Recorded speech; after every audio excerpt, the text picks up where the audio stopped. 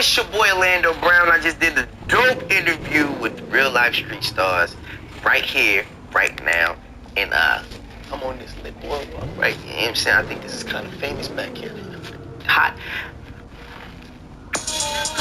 Real life. It ain't real life. It ain't real life. Real life street stars. You know what time it is. Real life street stars. Hold on.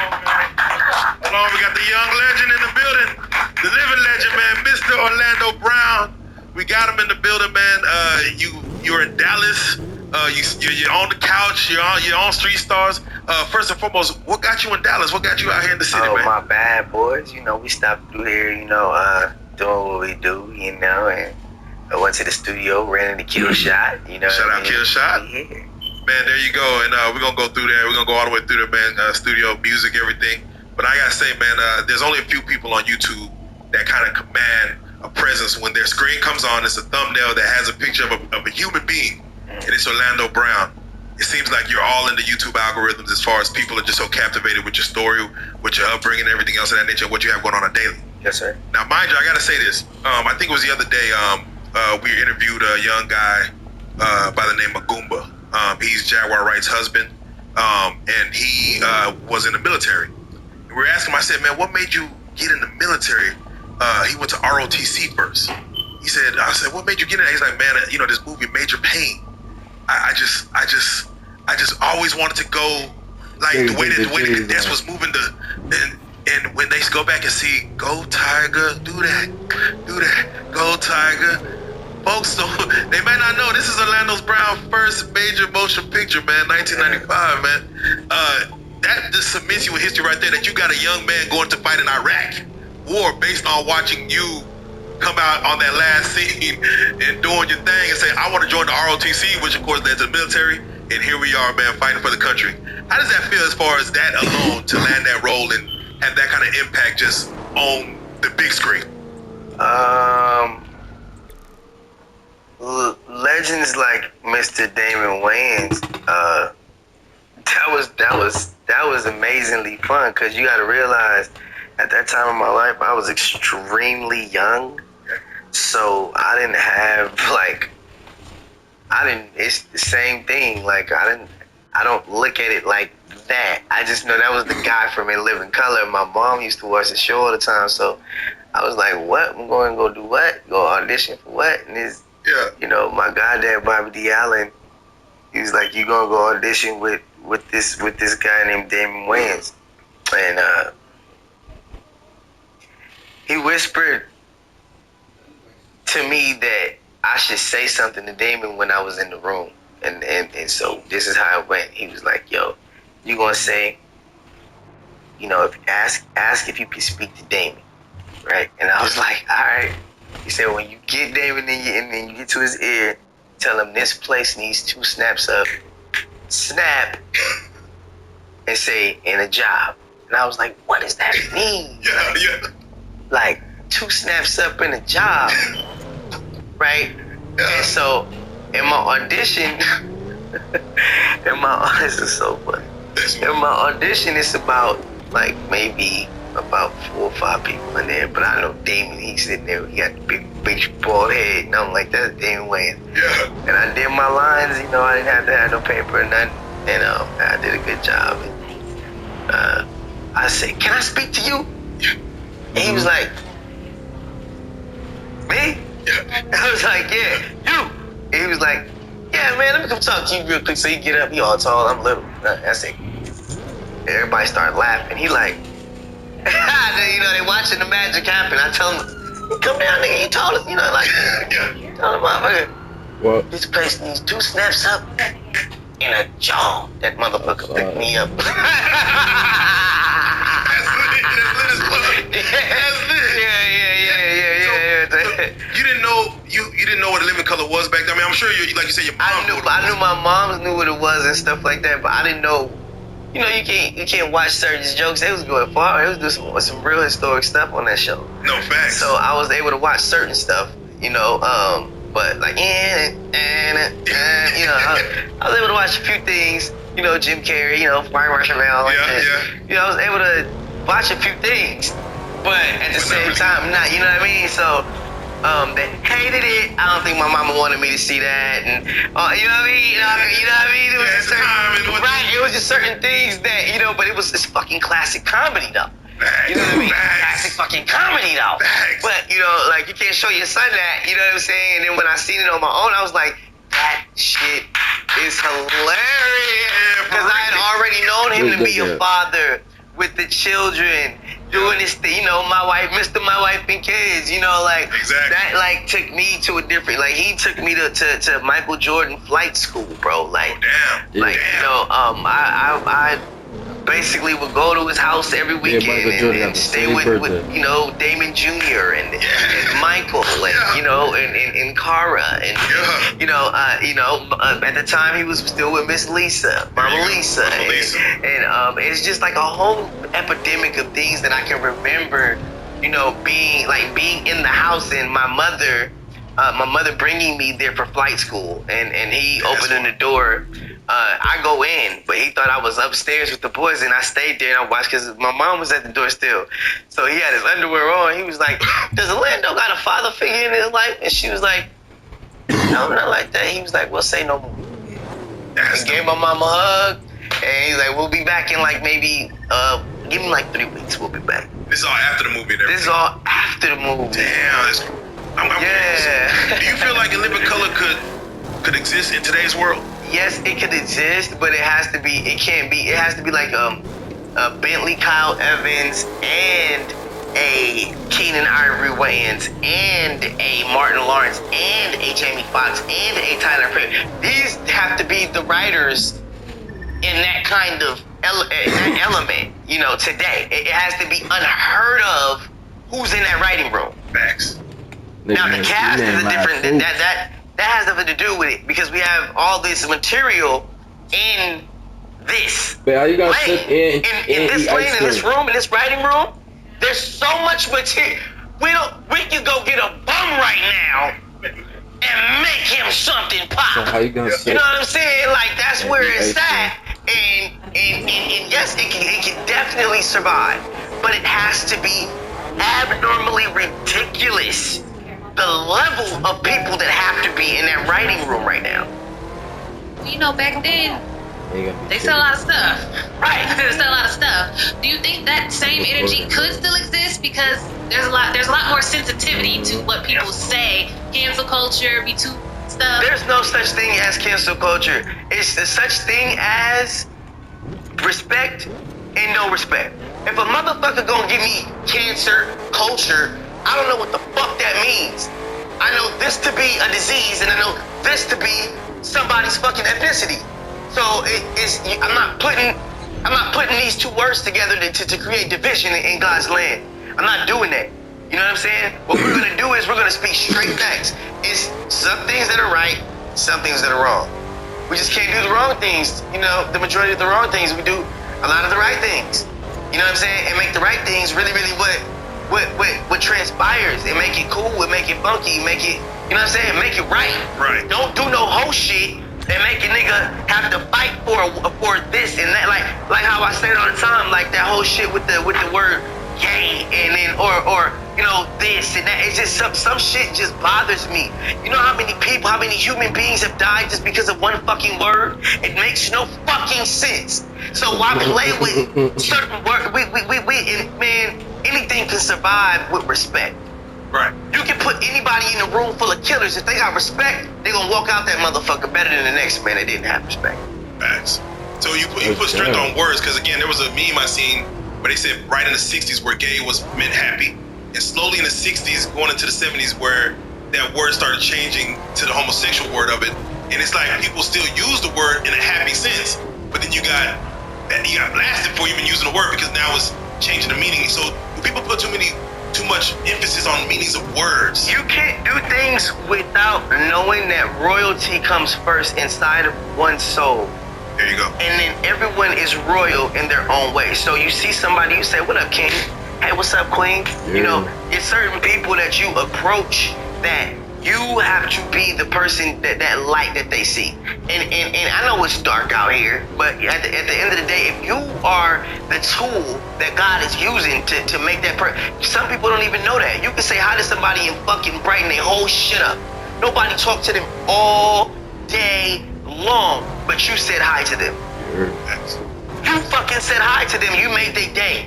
You know, their mother hasn't called them, their father hasn't called them, their cousins hasn't called them. They was just in the men's home like me. They was, you know what I'm saying? It's real shit going on in the world to where when you use certain words, you have to understand that words are worse than a gun. Words are worse than a gun. If you're gonna say some shit, you're gonna mean that shit. Like I keep saying, it's G-A-Y, God, Allah, Yahweh. Right. Break these syllables down to the first thing that you can think of that's positive. You know, that spells happy to me. Those three things, God, Allah, Yahweh, these things, these words that create our entity that that created us. That's what makes me happy. So that's what I can think of when I say when it's G-A-Y, God, Allah, Yahweh. And then you break that shit down into the other way. Now, if a person, like I always say, if it's gonna be, if you homosexual, my nigga, that don't mean you're not my brother. There you go. That don't mean you're not my sister. That don't mean you just wear that shit and wear it proudly, and don't be trying to force nobody into what you thinking because you got hurt or because you made a decision to go play in the lake, motherfucker, and drown, came back up, and now it ain't the same no more. You want somebody else to feel that shit? No, motherfucker. No, don't play. It's not.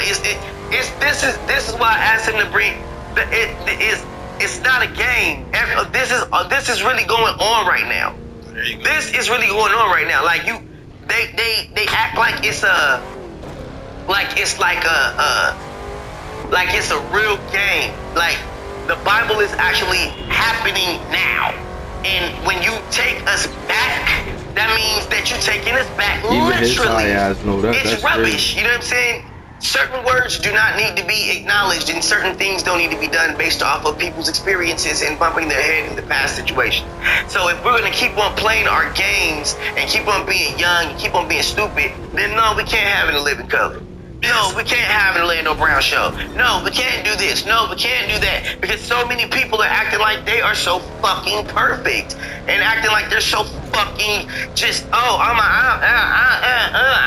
bitch, you're not Nicki Minaj. And I love Nicki Minaj. But I love the real Nicki Minaj. And you're not gonna be her. You're never gonna be her. You're never gonna see her, bitch. Because she gonna pull up on you and she gonna have some shit to say. And that's the thing, like, you know what I'm saying? Same with Janae Aiko. Same with it's a lot of our female artists that I feel like don't get the even Khalees. I feel like Khalees. You know what I mean? Like it's so many things that need to be addressed. But if we just start addressing ourselves first, then we can start addressing things that go on in the world because we'll be able to mask ourselves into what we're actually looking at. Okay, I'm detached from what the fuck I was right here. Okay, I was stuck over there, so now I can actually look at something. A lot of people don't even be fucking looking at phones right now, bro. Oh man. A lot of people don't even have the need to have the right to pens, paper. Some people don't need to have the right to a lot of shit. They haven't. No, they think they have it. This nigga crazy. That's the problem. It's here today and gone. Hey, tomorrow, let's go. Hey, you're unpacking a lot here, and I got to get your thoughts because now you're unboxing something, and I'm just curious because you mentioned, of course, you know, the way we think and the way the world treats it. We're trying to move forward, but we're going backwards. I got to get your thoughts on when it comes to like a transgender.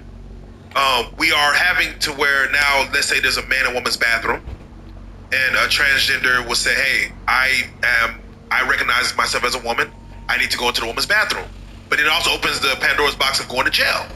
There was a man who recently recognized as transgender, went to jail to a women's prison, and started getting the women inmates pregnant.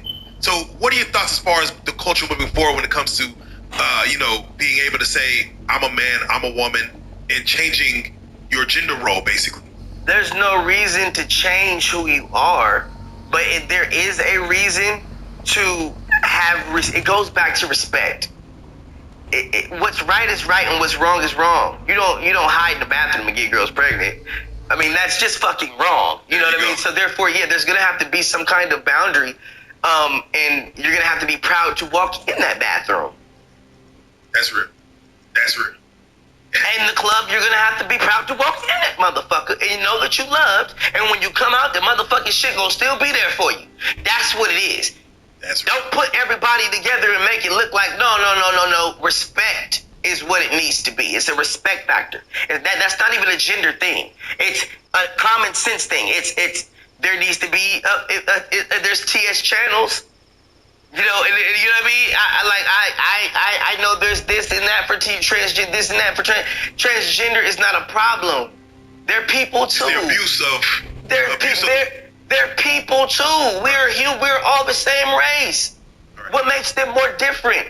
Their dick or their vagina or they have both, or what makes them different? That makes them different. That's why they can't get in the club, or we got to have this club is that and it should be a huge epidemic of people fighting for the human fucking race. Our pattern of not being able to eat. When we're not hungry no more, we're not hungry no more. That's transgender, gay, straight. Whoever, it's the fucking truth. When the stomach goes hungry, the stomach goes fucking hungry. And guess what? What about I'm not gonna feed you because you transgender?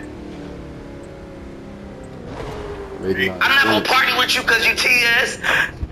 I'm not gonna drink. I'm not gonna drink out the same cup. The stomach shit anyway. That's weird to me. You know, that's weird to me. There's people in my family that are transgender. You know what I'm saying? And I love them. I drink from the same cup as them. Fuck do you mean, bitch?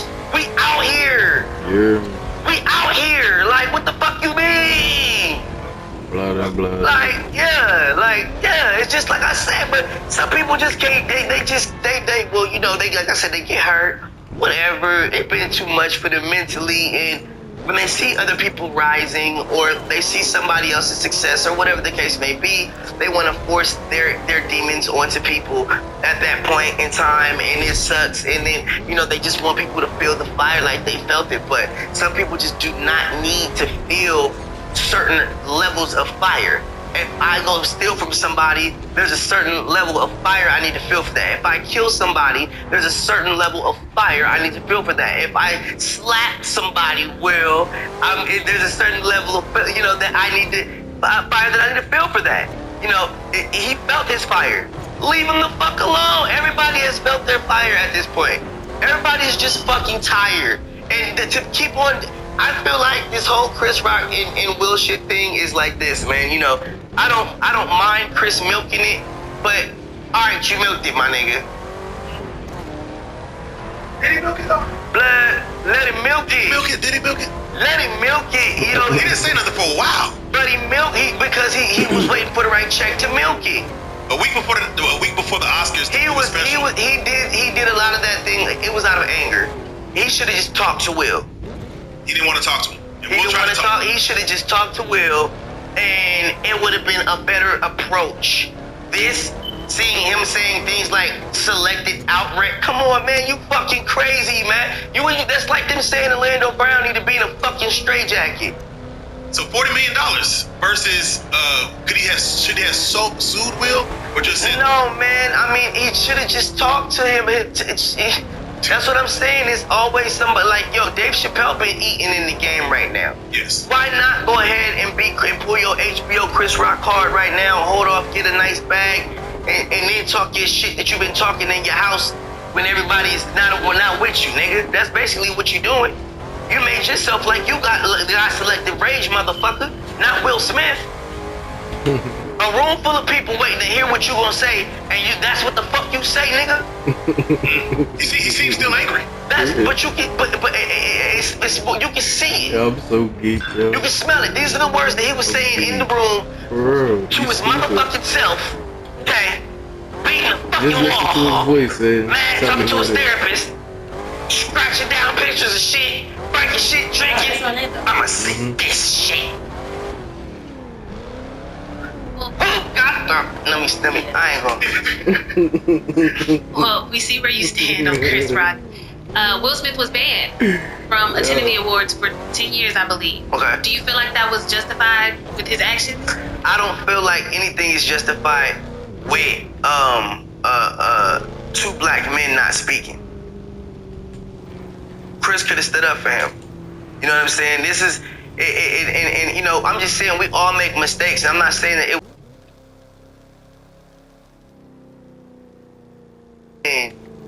Do you feel like it was just more so Chris Rock taking the blunt hit of what's going on with his personal life, with his, not only with his wife but his, you know, everything? And that was, it's like a personal. I don't think the joke made him go up there. Do you feel there's something in behind that with Will? I feel like Will Smith is one of my best friends in the whole entire world. There you go. So I'm not gonna play you. There you go. I feel like He said the whole entire world. you tried me, nigga, in front of all these people, and I'm gonna smack the fuck out of you. Just like that. Just like that. I'm gonna smack the dog shit out of you. You playing with me. You gotta be fucking kidding me, This is where nigga. they left Homie and Poetic Justice right there. That's crazy. You ain't gonna do that to this, right? Nah, you ain't gonna do, you know, that's what it was. It wasn't like, I gotta do something or I'm scared or my wife is bullying me. No, nigga, you got me fucked up. Yeah, I think that's the first time. Yeah. The first time in a long time he sat front row, so it was like it was enough space, Yeah. space and opportunity. Yeah. Do you think he could have pulled him aside after it was after? Damn it. He could have pulled him aside at the after party. He could have pulled him aside after that segment. You know, it was a lot of Caucasian people in the room. Yes, and that scared them. Okay, it still scares Jim Carrey to this moment. He still wants to sue Will Smith for $100 million. What the fuck are you talking about, buddy? This nigga stupid. I just feel like we've all done things that, puts us on an extreme level. I haven't been on their level. God willing, I do, but I have been around them for my entire life, and I can tell you that, when Chris Rock came to do Waynehead, Yeah. I did, I'm Damien in Waynehead. I'm Waynehead. Exactly. Damien Wayans' his cartoon. How his leg got messed up and all that stuff. He walked around with it. Okay, so when Chris Rock came in to do the motherfucking his shit, and that was big, man. Yeah, I was saying Shawn Wayans was more money. Yeah. It was big, man. It was huge. As you're about to tell the story, the Waynehead, that was Damon Wayans' just, like you said, Life story. He brought you in. He just wanted you, like, He wanted me to play him. you play me. Yeah. Okay, that's dope. Nah, that cartoon was lit. Yeah, right. Thank Cartoon you. lit as fuck. Thank you. But But when he came in to do his shit, everybody was in there. And everybody was Chris Rock. And this is when he first was doing his shit with HBO. It was really getting hot. Yeah. And he comes in, and he's eating donuts like he's just never fucking eaten donuts before. There's crumbs everywhere. One donut? I'm like, yeah, one donut. Like, yeah. And then I'm like, and it's all over the floor. No way. Like, it's just like, what the fuck? Just a very messy individual. And I myself, I walked in to see what they were talking about. That was a messy. Chris, you left that motherfucking studio fucked up. It was like donut crumbs every fucking where, coffee spilled. Fucking this nigga didn't know what he was. People smoke a cigarette, that bitch or not. How you got a crushed cigarette on the floor, motherfucker, and the motherfucker ain't even lit or nothing, nigga. It's just on the floor, like you was digging in your pockets and shit for things you thought you had in your pockets that wasn't there, all kinds of shit. Yo, man, I don't know. Does he have dentures? I don't know.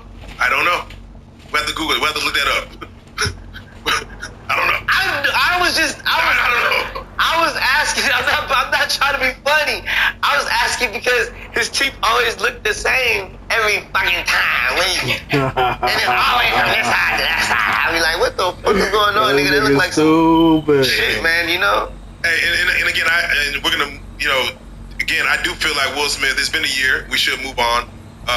And of course, Chris Rock special happened, and we'll let that land where it lands, and go from there. Yeah. But I'm curious. You said something earlier. You said, their words should not cause people to, get all up in arms. Now we have a guy that's regular on our channel by the name of Charleston White. Okay. And he says people shouldn't get mad at me for what I say. They should look at my actions and what I do. My actions show that I'm a good man. I'm out here helping kids doing this. but his words are very damaging. Like very damaging when he's talking to people, talking about people. His approach is like he's not himself lately, and he's a great individual. People should listen to him more. I feel like I've heard him speak, and I love the way he comes across on camera. But really, honestly, something had to disturb him because he's not himself lately. I think somebody been fucking with him, and he can't really do what he want to do. You know, too many eyes on him. It's just like it's a lot of things that can frustrate a man like that has that much respect. And so you just gotta be careful with the fire that you play with. It's levels to this, man. Not like how the song say, but it's levels to this fire shit. People don't know, man. You don't have to be in fire to actually be able to see that people, that love you, see that there's something wrong. Yeah. Yeah. Well, let's do it like this, because you start off in the movie on the big screen, and then I would expect more movie productions, but it's like you found your lane in TV afterwards. Was that choice of your parents, your manager, as far as just the roles you were getting? Why didn't it go back towards like more movies versus like That's So Raven and things like that? Like because of the decisions that I made and things that I did, and not understanding who I was and not making the right decisions just as a person, and having too much in abundance too young. That's what took me away from stuff like this. Because I knew that this is all I grew up doing, with this kind of stuff. And so it does something to the psyche when you don't understand that your mom is doing this and this is doing that and this is doing that. And so therefore when you gotta do it, it's like it don't look the same no more. Can't do it like mommy, nigga. Can't do it like daddy, nigga. Like, you feel me? So, it takes a while for you to really wrap your mind around like, damn, like I'm really out here young, wilding, tripping, smoking, doing stupid shit, not really understanding where I'm at, bumping my head, being fucked up to people, you know what I'm saying, saying stupid shit about people, like, you know what I'm saying, like doing dumb shit based off of just me not knowing. Now that I have the eye, and now that I've wrapped my mind around who I am, and now that I know myself, it's just a different situation as I approach things, and I'm just happy where I'm at right now in life. Now, you see a lot of child stars. Once they get into young adulthood, there seems to be a bit of a decline, whether it be mentally, whether it be drugs, alcoholism, whatever it may be. Do you feel like there is like this damaging aspect to being a child star? No, what I feel like is people feel like when the show is over, they don't know how to write their own, or they don't know how to, get another job without a new manager. You know what I'm saying? Managers are dropping the artists for no reason, just because they're not the hottest. Agents doing the same, and it's taunting Hollywood. It's taunting the spirit of Hollywood and filmmaking. Period. It's always the same people that we see in these positions of power or on these screens. Now we're getting more new faces, but what I'm teaching the world is, if you look beyond that base, it's the same people that you've been seeing for years, and and it's just they're in a different position. So you have to understand, it's time to give Hollywood back. It's time to open up and give back to something that has been given to us for so many decades. Hollywood hasn't been seen in the right light for many years. There's a dark cloud over Hollywood, and that's not the Hollywood that I grew up in, which is why they wanted to keep me out. With that being said, how do you transition, especially being an actor? We see you visually as a child or a teenager. Once you start getting older, maybe you're doing more cussing, maybe things are a little bit more sexual. How do you transition on screen and in your personal life from being little you to now I'm a young adult, I'm doing different things, and you have to accept the older, more mature me? Well, yeah, there's always going to be the older, more mature me, but then there's always going to be Tiger. And then there's always going to be somebody that looks at me as their baby, and then there's always going to be, so you know what I mean? So me personally, all I can do is put myself in a mental state of appreciation all the time, and that's how I balance myself out. I'm appreciative of everything, you know, and that's what keeps me grounded. And just like how this interview picked up, had my glasses on, he said something real. Oh, that's what you activated. Done now. All right, cool. What's going? You know what I mean? It's not an act. It has to. You know, people look for stuff out of you, but it's not like it's just gonna happen or fall out of the sky.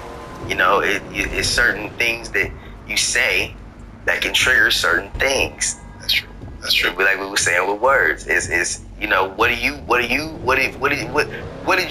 want out of this, and what questions do you want? I don't be tripping off of doing interviews because I know myself, okay, and but I don't know what they're gonna ask 9 times out of 10. But I just wanted to make sure that, you know, that the key is a key that you hit with certain things that you say to people. True. When you say, you can say fuck you to somebody, they be like, nigga, what? Oh. You know what I'm saying? Or you can say fuck around somebody, and they're like, okay, it can be like, okay, I see what you know. You know, it's just different. It's different ways to approach how you speak to someone. And then so the growth thing that you asked about, I think that it's just on me to continue to show the growth. That's all. It's not like, oh man, yeah, you know, nah, it ain't like that. I can still get fucked off any second because of the position that I'm in and how high it is. So I can't do certain things, and I do understand that, and that's what also keeps me grounded. I can't go certain places anymore. That's what keeps me grounded. I have to be with security 24/7. That's what keeps me grounded. Out of nowhere. That's what keeps me grounded. You know. So you can't walk in a normal Walmart. Oh no, I can't do it without a security. No. So did COVID make it better when you can mask up and kind of wear it? Well, it's not me. I can walk in there. Yeah, I can walk in there. Okay. But they don't. They gonna be like, nah, what you doing? What the fuck is you? No Waffle House for you, sir. Thank you. No Waffle House for you. Like, you don't know what God got for you. Just wait. Just sit still. So I gotta ask, you know, you did, I think about 100 episodes of That's So Raven. Yeah, something like that. How would you sum up that whole experience of that show and the Disney brand and you know, just coming into, you know, who you are, you know, living your life on TV? And most people maybe do it 1 season, 2 seasons, 3 seasons at most. This show was projected to go on, and they actually, you know, rebooted it. How was it for you saying, man, this is like my life? I mean, this is That's So Raven. It's paying my family. We're good. But for you yourself, you know, I know you're almost like a check, almost like, hey, go do the job. How was that for you to do almost 100 episodes of that show? It was magical. It was magical. It wasn't no bullshit. We had fun. It was fun. Every moment was fun. The fucking crazy shit. I'm gonna tell you crazy. I don't know why, but I'm gonna tell you this crazy ass shit. I'm gonna tell you how I woke up this morning. In my dream, it was something going on, or something to where we was doing some shit, and Raven, I turned around and Raven was there. Like, I turned around and Raven was there, and she grabbed me and fucking pulled me in some room and was like smiling and was talking to me like this. And then that's when my son jumped on me like, Daddy! And I woke up like, oh shit! But this is a dream that I just woke up to. That Raven pulled you in the room. Raven pulled me in the room and they started talking to me like this. Like, come back on the show. No, we need you back. No, so I wanted your son to jump on you. What would she have gotten out to tell you? Like, I don't know, but it was crazy. It was weird. Like, as if her spirit was around me. It was crazy. Like, she pulled me in a room. Like, I was standing somewhere. I know you said level. So like, I was standing somewhere. And I literally turned around and was like, and she was like smiling and shit, grabbed me and. Now, are you seeing the current Raven how she looks now, or this back then? With her hair cut, Yeah, that's probably be on the show. I was like, damn. I was like, it was crazy because then my son jumped on my stomach. He said, "Woke daddy up."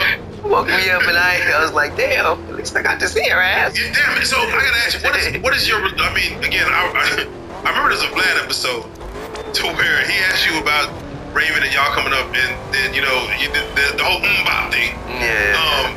Do you regret even saying that on Vlad? Because Like, it wasn't planned like that. That was just my person. I was listening to Hanson. But you asked the ad-libs Asked me a question. The ad-libs was a little bit more.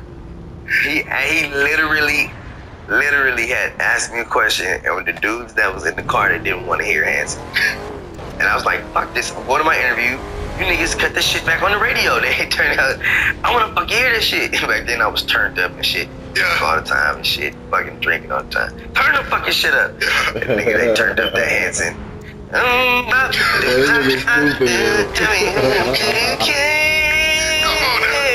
I get out that motherfucking car and he asked me a question and something, and it was just like, it wasn't like I'm gonna do this to her.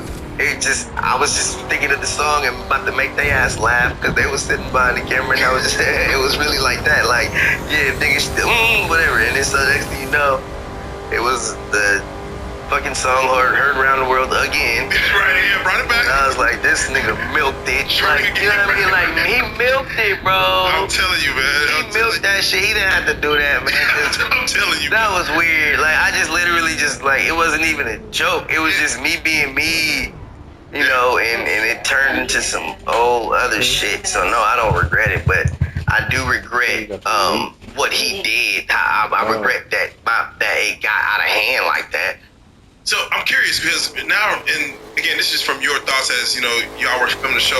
Raven, of course, now she's open about her sexuality and she's doing a lot for the community, the LGBTQ community, doing a lot. I think Right. just Shout out LGBTQ. Yeah, she just did a lot. Was this something that even was like that you saw back then? Possibility for like what, you know, I know y'all are grown up, y'all discovered. Yeah, man, anything is possible for people, for God's children.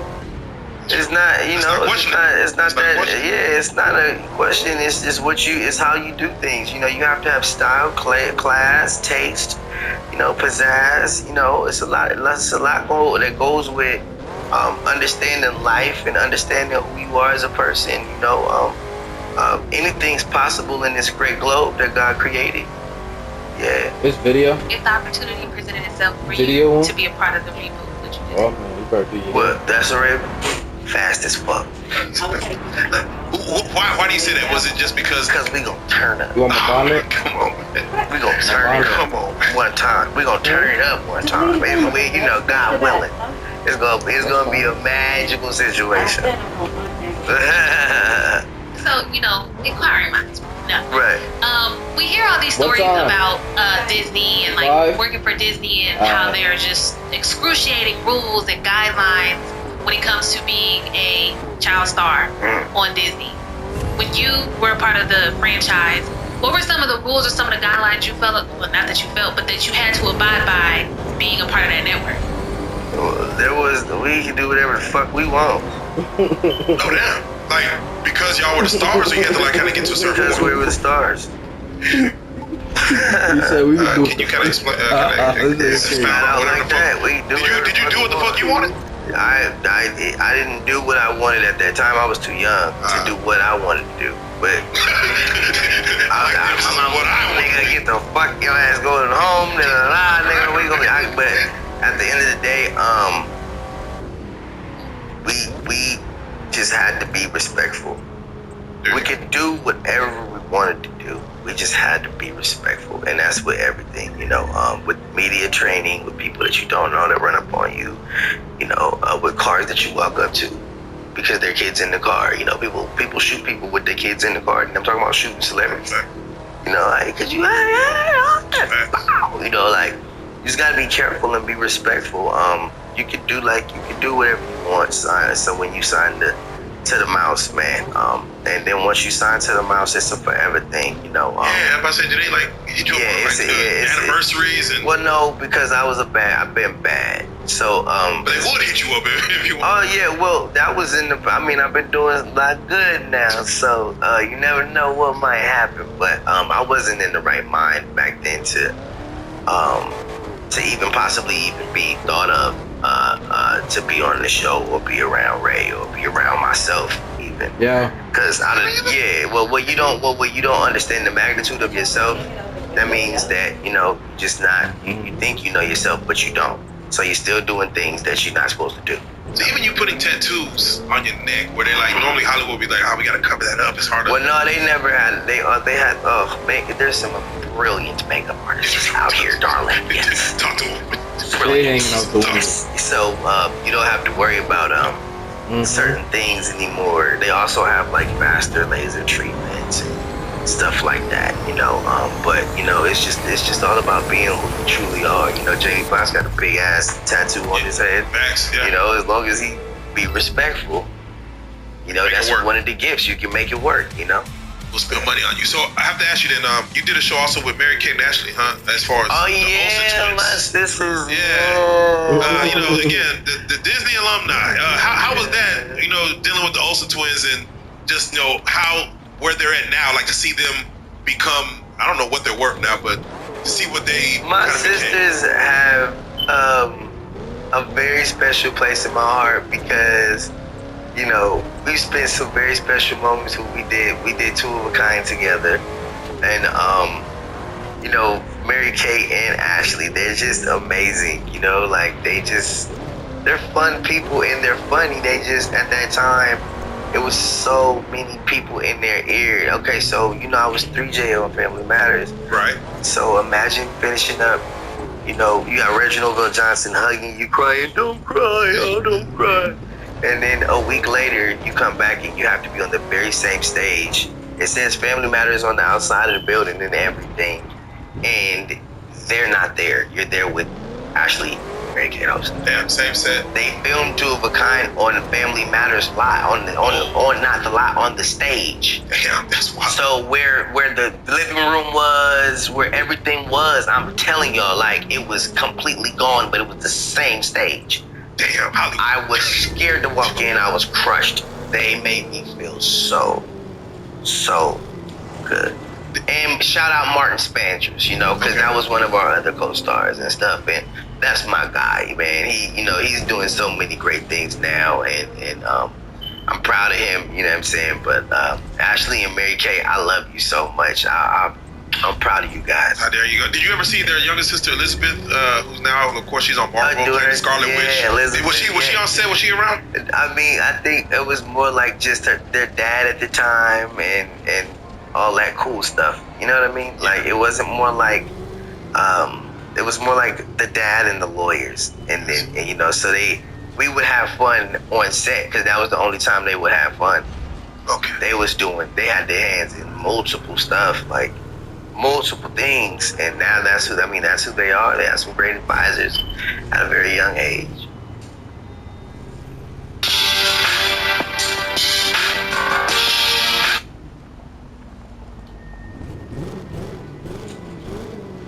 That nigga funny as hell.